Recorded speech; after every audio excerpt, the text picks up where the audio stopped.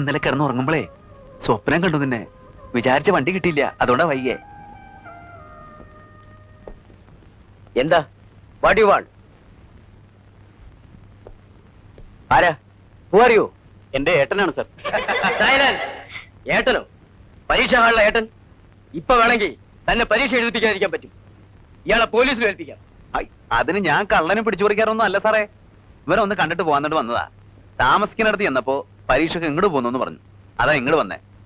കണ്ടിട്ട് എനിക്ക് സന്ധ്യയ്ക്ക് മുമ്പ് അങ്ങോട്ട് എത്തണേ. അവിടെ പാടത്ത് പണിക്കാറുള്ളതാ.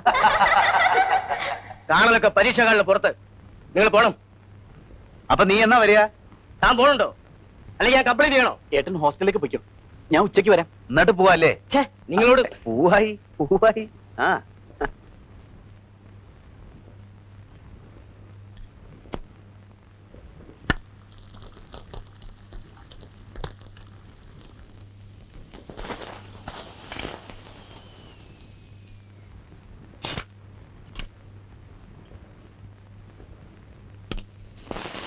എനിക്ക് വയ്യ ഇത്, ഈ പരത്തല്.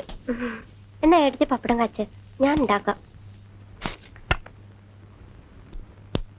ഓരോരുത്തര് പട്ടണത്തിൽ നിന്ന് പഠിക്കുന്ന ഓരോ സ്വഭാവങ്ങള്. എനിക്ക് ഉണക്കദോശ കണ്ടൂടാ. എനിക്കും അതെ. വിജയേട്ടന് രാത്രി ഇതാണ് ഇഷ്ടം എന്ന് നിന്നോട് പറഞ്ഞോ? പറയണേ എന്തിനാ? എല്ലാ കാര്യങ്ങളും ആളുകൾ പറഞ്ഞിട്ടാ മനസ്സിലാക്കണേ.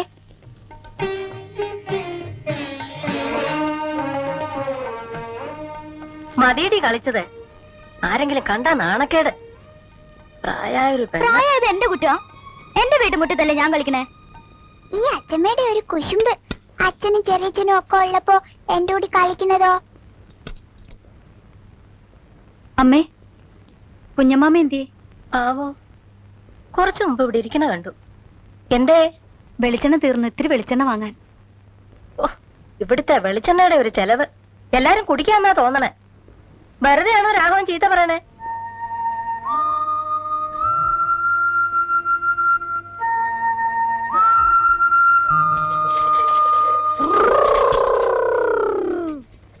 അച്ഛമ്മേ, ചെറിയച്ഛൻ.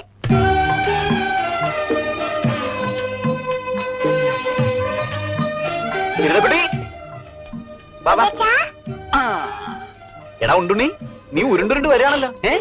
അതിനെപ്പോഴും വിശപ്പല്ലേ അവന്? അതെയാ, മോനൊരു ഉമ്മതാ ചെറിയച്ഛന്. മിടുക്കൻ. ഇവളെന്താ ഒന്നും മിണ്ടാത്തത്? എന്തിയടി?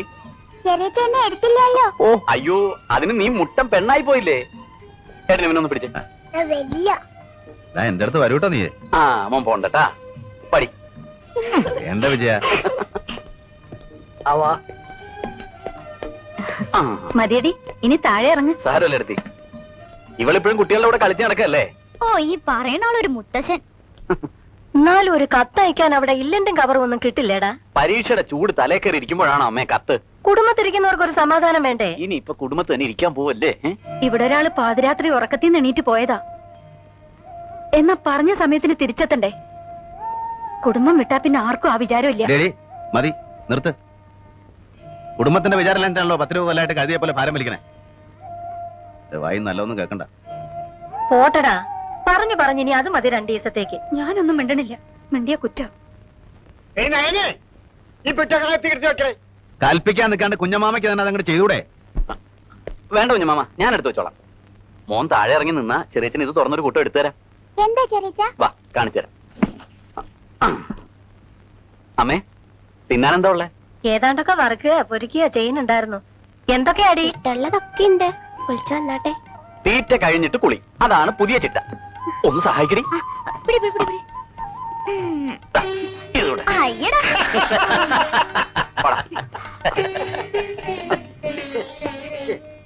അപ്പളേ ഞമ്മള് പോട്ടെ. റേഷൻ പൊടിയിൽ നിൽക്കുമ്പോൾ ആ ഏട്ടന് അനുസരണം കൂടി വന്നിറങ്ങണം. അരി കൊടുത്തിട്ട് വേണം അത്തായത്തിന്. എന്താ അത് കായ? അതങ്ങടെ കയ്യിൽ വെച്ചോടി. അതല്ല, ഇതിരിക്കട്ടെ. ഞമ്മക്കൊരു കേസ് ഉണ്ടാവുമ്പോ ബാധിക്കാനുള്ള ആളാ. അപ്പോ ബക്കി പീസ് കുറച്ചാ മതി ഈ കായ്. എന്തേ കുഞ്ഞനായരെ? വാസ്തവം. ആ, ഈശ്വരൻ അനുഗ്രഹിച്ചാ മതി. ഒക്കെ പഠിച്ചോൻ തരുന്നേ.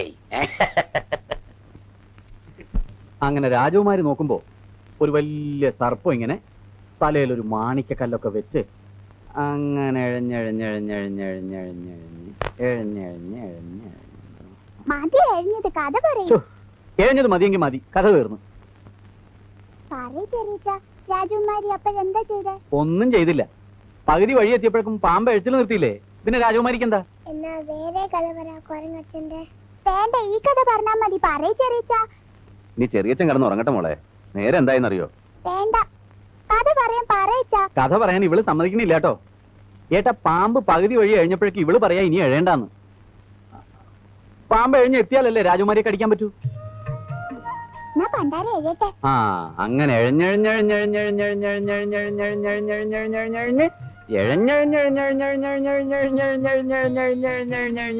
നീ പാമ്പ് എഴിഞ്ഞ് വരട്ടടി. നീ കിടന്നു ഉറങ്ങി വിജയ. പാമ്പളെ കിടക്കാം. എനിക്ക് കഥ കേൾക്കണം. ഏട്ടൻ കിടന്നോ, ഇവർ എന്നോട് കിടന്നോളൂ. അവനെ മൂത്രം ഒഴിപ്പിച്ചിട്ട് കിടത്തണം കേട്ടോ, ഇല്ലെങ്കിൽ അവൻ കിടന്നോളൂ. ഓടാ മുള്ളുവോ? ഇല്ല, ആ, മുള്ളിയാ നിന്റെ ശുന്നായി ഞാൻ പൊട്ടിക്കും. ഞാൻ മുള്ളില്ല. എന്നാ ഞാൻ കിടന്നോട്ടെ, നാളെ കാലത്ത് ഒഴിവ് ഇറങ്ങണ്ട. ഓ, എന്നാ പറയ്. ഇങ്ങനൊരു മടിയൻ പാമ്പ്. വേഗം എഴുന്നെത്തട്ടെ അസത്ത്. വേഗം എഴിഞ്ഞ് എത്തണ്ടേ? അങ്ങനെ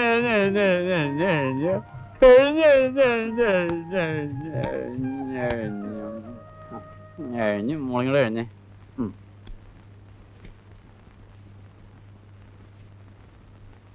പിള്ളേരെ വിളിച്ച് കിടത്തണേ കിടത്ത്. അവര് വിജയന്റെ കൂടെ കിടന്നോളും. നിന്റെ മുഖത്തെന്താ കടന്നലൂത്തിയോ? ഇങ്ങനെ എന്ത് ചെയ്യാം, എന്റെ മുഖം അങ്ങനെ ആയിപ്പോയി. അങ്ങനെ ആയിരുന്നില്ലല്ലോ. ഒന്ന് ചിരിക്കടി. വേണ്ട, ചിരിയൊക്കെ നിർത്തി. അത് കഷ്ടായി പോയല്ലോ. നീ ചിരിക്കണം ഭംഗിക്കണ്ട്. കളിയാക്കണ്ട മനുഷ്യരെ.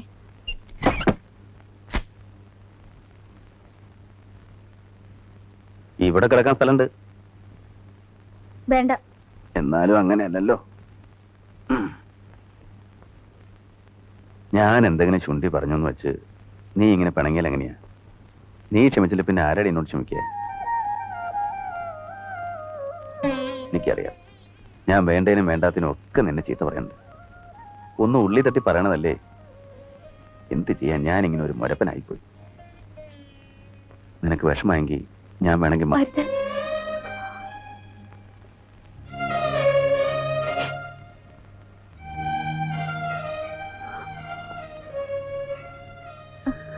ഇന്ന് മക്കളുടെ ശല്യമില്ല. ലൈറ്റ് കിടത്തട്ടെ. കിടത്തില്ലേലും എനിക്ക് കുഴപ്പമില്ല. എനിക്ക് കുഴപ്പമുണ്ട്.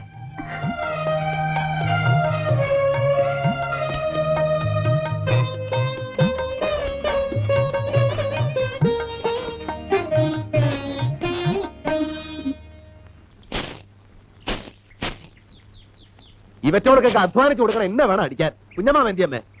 എന്താടാ? കണ്ടത്തിൽ വെള്ളം തിരിച്ചിട്ടെന്ന് പറഞ്ഞ് ഏൽപ്പിച്ചിട്ട് ഇപ്പൊ ഞാൻ ചെന്ന് നോക്കിയപ്പോ തുള്ളി വെള്ളമില്ല. ഇന്ന് വിശേഷമായി പുട്ടും കടലയും പപ്പടവും. കുഞ്ഞമ്മാവാ, പാടത്ത് വെള്ളം തിരിച്ചോ? എന്താ കുന്തം ഉഴണ്ടതാണ്. പാടത്ത് വെള്ളം തിരിച്ചിടണമെന്ന് പറഞ്ഞിരുന്നു ഞാന്. എവിടെ? നെഞ്ചത്ത്. പാടത്ത് വെള്ളം തിരിച്ചോന്ന്. വെള്ള അല്ല കാര്യമായിട്ടൊരു കാര്യം പറഞ്ഞാൽ കേൾക്കാൻ ചെവിയില്ല. ചെവി അടഞ്ഞു പോയിട്ടാടാ. തല കറങ്ങിയിട്ട് ചെവിക്കൊരടപ്പും മേലാകൊരു വേദനയും ഒരു പനിക്കോളൂ. വായടഞ്ഞു പോയിട്ടില്ലല്ലോ, അതെന്റെ മഹാഭാഗ്യം. രാസനാഥി ഇരിപ്പുണ്ടോ അപ്പോളെ? നെറുകയിലൊന്ന് തിരുമാൻ. തോറ്റു ഞാൻ.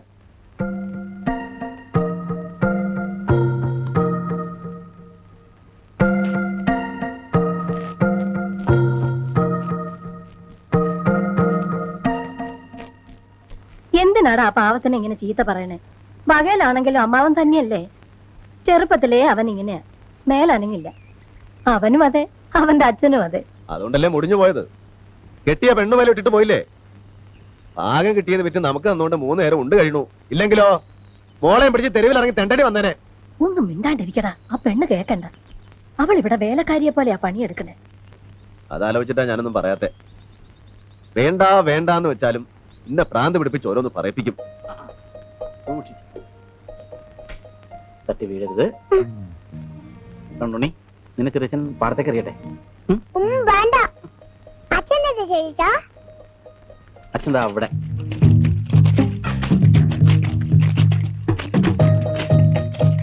എന്തിനാടാ വെയിലുള്ള നിങ്ങടെ പോന്നേ? അമ്മാമ വന്നിട്ടുണ്ട്. ഏതമ്മാമ? നമ്മുടെ ഗോവിന്ദമാമേ. ഇതിനാണോ നിങ്ങടെ എന്നല്ലേ? നീ വയ്ക്കോ, ഞാൻ ഈ കണ്ട അങ്ങോട്ട് ഉഴുതു മുട്ടിച്ചിട്ട് വന്നേക്കാം. ചെയ്തേക്ക, ഒരു 2 കാലം ഞാൻ പിടിക്കാം. ഓ വേണ്ട വേണ്ട, കാലിൽ വല്ല മുള്ളോ കല്ലോ കൊള്ളൂടാ. മുള്ളൊന്നും കൊള്ളില്ല എന്റെ ഏട്ടാ. മക്കളെടുത്തിട്ട്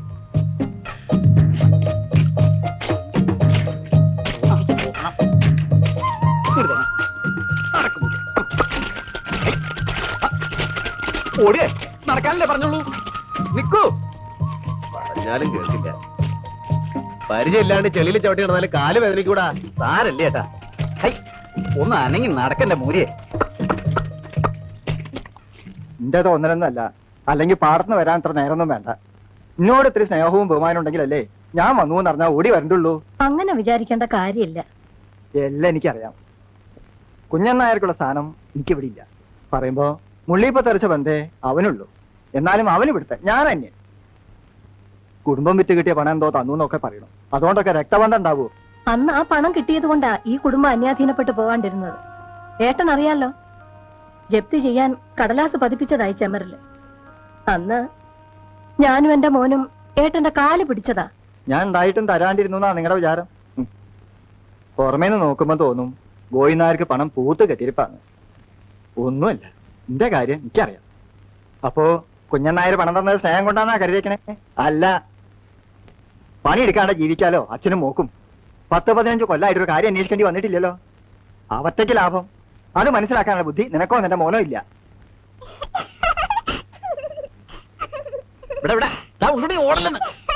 ഇവിടെ വാടാ. ആ, നാളെ കോടതിയിൽ നിൽക്കേണ്ടവനാ. കുട്ടികളുടെ കൂടെ ആ കളി. അവർക്ക് അവനെ ജീവനാ. എന്നെ വേണ്ട, ഒരു നിമിഷം അവന് സ്വൈര്യം കൊടുക്കില്ല.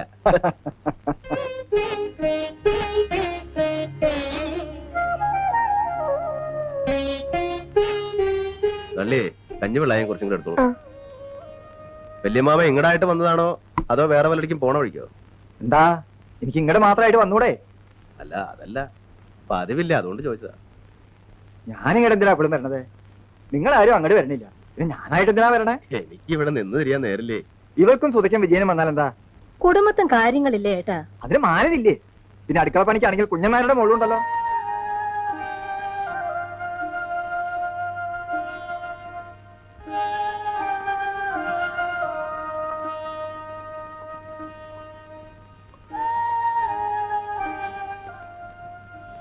ഇവിടുത്തെ വേലക്കാരിയൊന്നും അല്ല. ആരായാലും എനിക്കൊരു വിരോധമില്ല. എത്ര മുറിച്ചാലും മുറിയാത്ത ആ രക്തബന്ധം, അത് മനസ്സിലാക്കിയാൽ മതി. വിജയം പഠിപ്പ് കഴിഞ്ഞ് വന്നു എന്നറിഞ്ഞു മുതലേ വരണം മരണം എന്റെ ഉള്ളിൽ തോന്നിയത് ആ രക്തബന്ധത്തിന്റെ ശക്തിയാണ്. പഠിപ്പ് കഴിയണതിന് മുമ്പ് ഉണ്ടായിരുന്നല്ലോ വിജയനും രാഘവനും രക്തബന്ധവും അല്ലേ? കുഴിച്ചിട്ടതൊന്നും മാന്തി നോക്കാനല്ല ഞാൻ വന്നത്. അവിടെ വീട്ടിലെ രാജീവനൊരു ആലോചന വന്നിട്ടുണ്ട്. ആലത്തൂര് മാണിക്കോത്തുന്ന സ്ഥല കുടുംബ വേണ്ട സ്വത്തുണ്ട്. പെൺകുട്ടിയും കാഴ്ചക്ക് തിരക്കേടില്ല. കുട്ടിയുടെ ആങ്ങനെ ഒരാളെ ഇയമീര നല്ല നിലയാ. നമ്മുടെ പ്രിയയെ അയാൾക്കൊന്നും നോക്കാന്നാ പറയണേ. പാറ്റ കല്യാണേ രാജീവന്റെയും പ്രിയയുടെയും കാര്യങ്ങളെ ഒരുമിച്ച് കഴിയൂലോ. ഓഹോ, നിശ്ചയിച്ചോ? നിശ്ചയിച്ചില്ല. അങ്ങനെ ഒരു ആലോചന വന്നിട്ടേ ഉള്ളൂ. ഞാൻ ആലോചിച്ചപ്പോ ഇവിടെ ഉണ്ടല്ലോ കല്യാണപ്രായമായ രണ്ടാളെ, സുധയും വിജയനും പ്രിയയും തമ്മില് നല്ല ചർച്ചയും തോന്നി. പുറത്തുനിന്നൊരു ബന്ധത്തിലും നല്ലതല്ലേ നമ്മുടെ കുടുംബം തന്നെ ഉണ്ടാവണത്. എന്താ നിന്റെ അഭിപ്രായം? മാറ്റക്കല്യാണം എനിക്ക് വലിയ താല്പര്യമില്ല. മാറ്റക്കല്യാണം വരുന്ന എനിക്കും നിർബന്ധമൊന്നുമില്ല. വിജയനും പ്രിയയും തമ്മില് നല്ല പൊരുത്ത. ജാതകവും ഞാൻ നോക്കി. ഓ, ജാതകവും നോക്കിയോ? പിന്നെ ഒരു ആലോചന ഉണ്ടാവുമ്പോ അത് നോക്കാണ്ട് പറ്റുമോ? നമ്മുടെ കുടുംബങ്ങൾ തമ്മില് അറ്റുപോയ കണ്ണി വിളക്കി ചെറുക്കും ചെയ്യാലോ. അതിനിപ്പോ ഒരു കല്യാണം തന്നെ വേണമെന്നില്ലല്ലോ വല്യമാമേ. ആലത്തൂര് മാണിക്കോത്തുകാര് കുടുംബക്കാരും പണക്കാരുമാ. അത് നടക്കട്ടെ. അവനവന് ചേർന്ന ബന്ധാ നല്ലത്. മേലേടത്ത് അച്ഛനാര് ചേറ്റയാ, മക്കളും അതെ.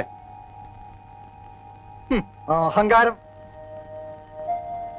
ഇത്തിരി അഹങ്കാരം ഉണ്ടമ്മാമേ. എന്റെ അച്ഛൻ കേസ് നടത്തി തൊലഞ്ഞ കുടുംബമായത്. മരിക്കുമ്പോ പുല്ലും പടയഞ്ചയും കയറിക്കിടന്ന കുറെ ഭൂമിയും മൂക്കോളം കടവും പൊട്ടിപ്പൊളിഞ്ഞ ഈ വീട് മാത്രമേ ഉണ്ടായിരുന്നുള്ളൂ. ഈ തള്ളയെ ഞങ്ങൾ 4 മക്കളും ഒരു നേരം നിറച്ചുണ്ണാനില്ലാണ്ട് കഴിഞ്ഞ കാലം ഉണ്ടായിട്ടുണ്ട്. അന്നൊന്നും രക്തബന്ധുക്കൾ ആരെയും ഞാൻ കണ്ടിട്ടില്ല. അവിടെ നീ കാണുന്നതൊക്കെ ഉണ്ടാക്കിയത് ഞാൻ തന്നെയാ. എന്റെ ചോര നീരുമായി കാണുന്നതൊക്കെ ആ അഹങ്കാരം ഉണ്ട്, സത്യ.